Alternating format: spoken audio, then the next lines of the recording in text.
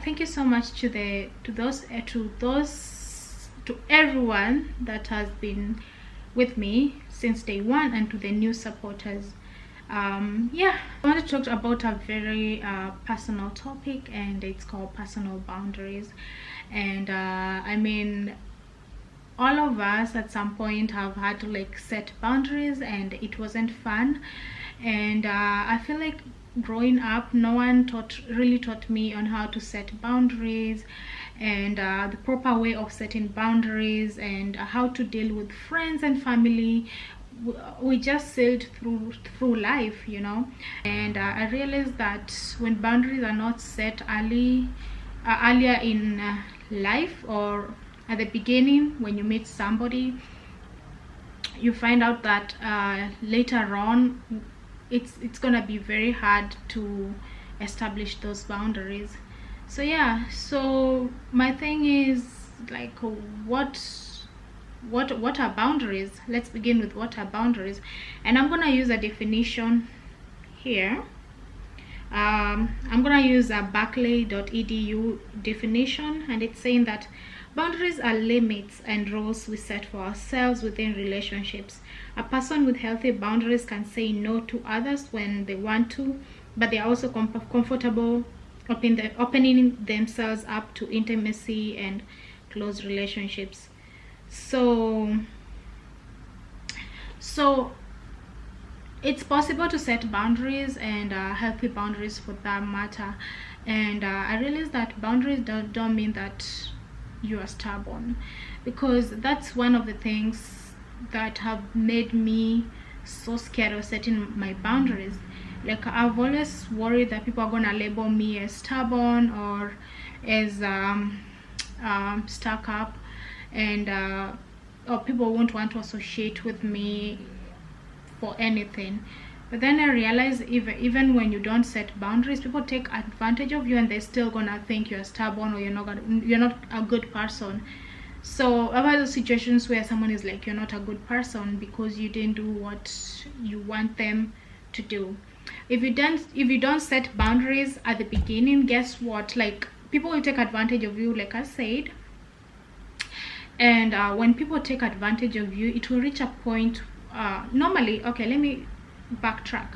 Normally, when you don't set boundaries, I feel like most of the time it's like we want to come off as nice people. Personally, that's one of the reasons why I've had issues setting boundaries. Like, I want to be this cool person to these people, and I want to be seen as a nice person for not setting boundaries, like just letting everyone come in and do whatever. But then I realized, like, there's only so much I can take. Like, you reach a point where you just can't take people. You can't take it people when people take advantage of you, and you get tired of people crossing your boundaries. You feel so disrespected, you feel so hurt in a lot of instances, and then you just decide, I can't do this anymore. And personally, when someone crosses boundaries, like, I usually just end that friendship or relationship. But then I realized that I was really ending a lot of friendships and a lot of relationships because people have crossed boundaries, and I just cannot look back. And I had to ask myself, like, at first I thought, like, people were not like, people just wanted to control me, and they just wanted me to do what they wanted, okay? And I realized I let these people do this from the beginning. I set precedence for this from way at the beginning. So when you now set boundaries, when it's, people are used to taking advantage of you, it always comes off as an ambush, and people don't like to be ambushed. And you're in that point where you're setting boundaries, you find yourself, the other person doesn't become receptive to those boundaries. Even if they are good people, nobody likes being ambushed, honestly. So if I'm used to you doing things for me, and you never told me from way in the beginning that you don't like doing that, and now all of a sudden you don't want to do it, I feel like you're ambushing me with boundaries. Okay, so I realized that I have to like I have to figure out a way of setting healthy boundaries from the beginning, and not to be afraid, because if you don't set those boundaries for fear of losing a friendship or a relationship, you eventually you'll get tired and you will end up wanting the relationship to end, because there's only so much a human being can take. And yeah, honestly, that has been one of the biggest things that has really ruined a lot of my friendships. Honestly, I never set boundaries. I was so scared of setting them. I always felt like if I set the boundaries, like, people are gonna leave me, and guess what, eventually I'll get tired of people taking advantage of me, and I'll want them to leave anyways. So I realized, like, just starting from now going forwards, I'm gonna have to set boundaries. So the question is, even if you're setting boundaries at the beginning, is it gonna be easy? Is it guaranteed that it's gonna be an easy thing to do? Guess what, it's never gonna be an easy thing to do. And if you've met someone and you've set boundaries from way at the beginning, if the person is a good person and they respect others, they're not manipulative, they're not controlling, they will accept those boundaries. They'll be more receptive, because first of all, it's not an ambush, it's more respectful. Also, like, be careful how you word your boundaries, because that's another thing I realized I had an issue with. Like, I never worded my boundaries well. But then also, you can't blame me, because at the time that I was setting those boundaries, I had taken enough. I had taken so much, and I was at the point of bursting. So when I set those boundaries, it comes off as it's kind of noisy. I live near the road, so I'm sorry, guys. So when you set those boundaries, like, they come off as an explosion of emotion. Okay, so the wording is not okay, and you end up losing a friendship because of eventually setting those boundaries, or the wording of those boundaries. So yeah, actually, I feel like the importance of, like, setting boundaries way early in life, it kind of, you are calm at that particular point, you've not invested your emotions in a friendships or a relationship, and you're at a better place. Again, like, don't fear losing people. If you have to lose people because of your boundaries, then it's okay, let them go. The right people will stay. Okay, and I'd rather have good authentic people around me than have a bunch of fakes around me, because now that's another stressful situation. Yeah, so yeah, so another thing that I wanted to talk about is and the point I was trying to make is, expect both negative and positive reaction to setting your own boundaries. Someone may be mad, but they'll eventually get over it, and they'll end up respecting your boundaries. And the ones who wanna go, let them go. And if you find out that you have to compromise your boundaries for someone to be in your life, then it's best to let go of that friendship or relationship. Personally, I just can't stand a person who has crossed boundaries. I normally don't view you the same way, and I always feel like that friendship or relationship is broken, like, especially when I try to communicate and someone is gaslighting you, or they're becoming defensive instead of just accepting those are your boundaries and they won't cross in the next time. I normally just can never move on from that.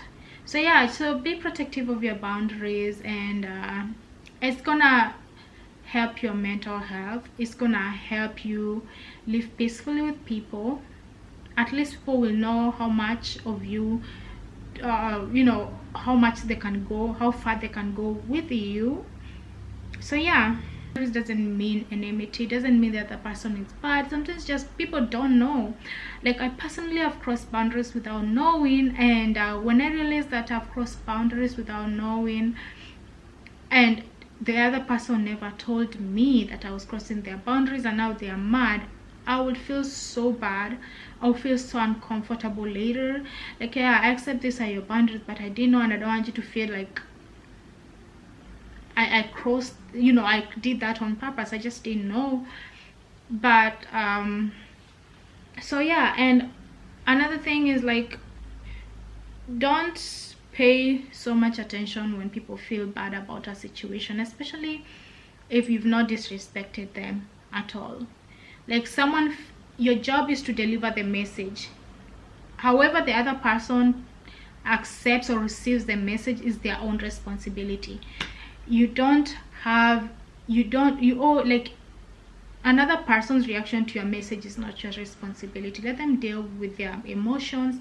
Let them deal with how they receive the message. Okay, give a few characteristics of healthy boundaries, and this is according to uhsberkeley.edu. So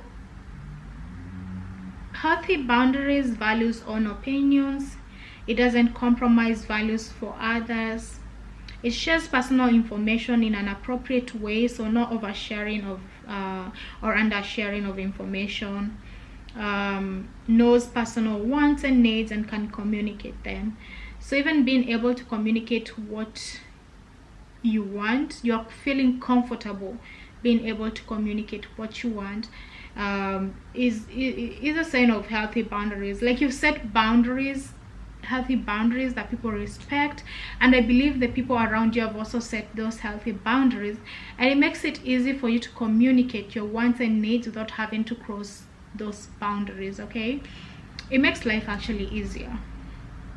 And also accepting when others say no to them. That's one thing that I personally have had to work on. I used to take offense to no's. Like, when someone says no, I'll feel so bad and terrible, and I probably won't ask them next time.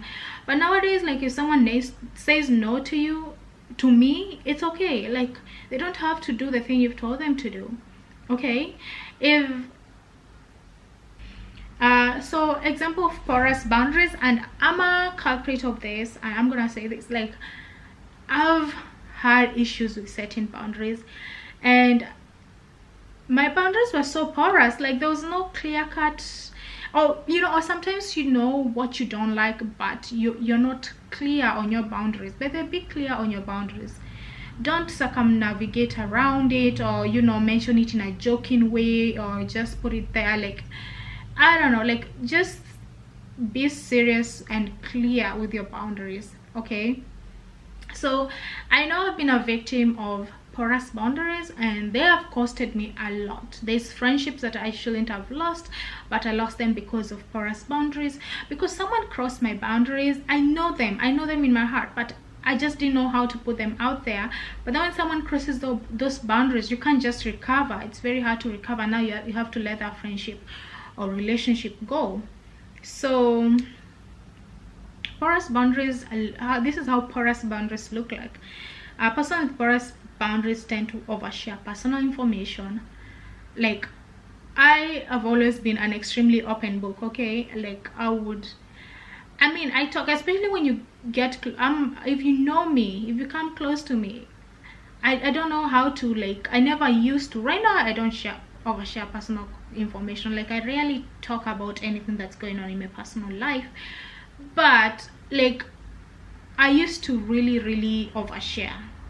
And after oversharing, you feel empty, you feel naked. Okay, and I never liked that feeling, and I will try so hard to not do that again next time.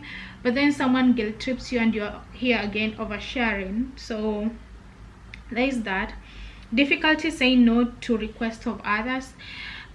That has been a personal struggle. I'll say yes to everybody, and then I end up being overwhelmed and exhausted, and also I end up giving time to people who shouldn't be in my space, people who should be far away from me.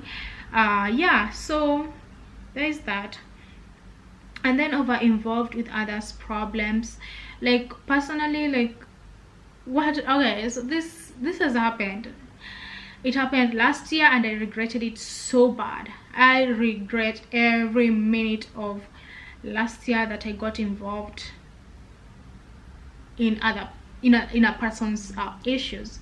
So this is what happened. So like a friend of mine was going through some tough time, and I was so involved emotionally. I was feeling everything this guy was feeling. Okay, I had a hard time, like, and he will share. I don't know, like, there's the thing of don't if you're not a counselor or a psychiatrist, don't be a shrink for people. Don't let people pour their problems on you, especially if you're one of those people who absorbs everything another person is feeling.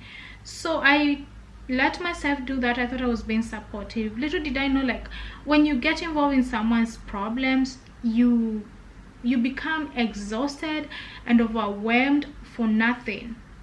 Like, I was so exhausted last year. I was sad, I was depressed, like, I was as if I was the one who was going through those issues. But then in my life is perfect. Like, I don't have any problems, everything is going on well with me, like everything is going on smoothly. But I had this dark cloud about this person issue hanging over me, and I made it my personal vendetta to like be there for him and fly frequently to go see him and make sure he's okay. I was doing the most, and I regret that. Like, that shit is not cool. People, if someone has a problem and you feel like they might be on the verge of like being suicidal or being like losing their mind, please recommend a shrink, recommend a psychiatrist, recommend a counselor, give them all this, or send someone. Like, it's not your problem, okay?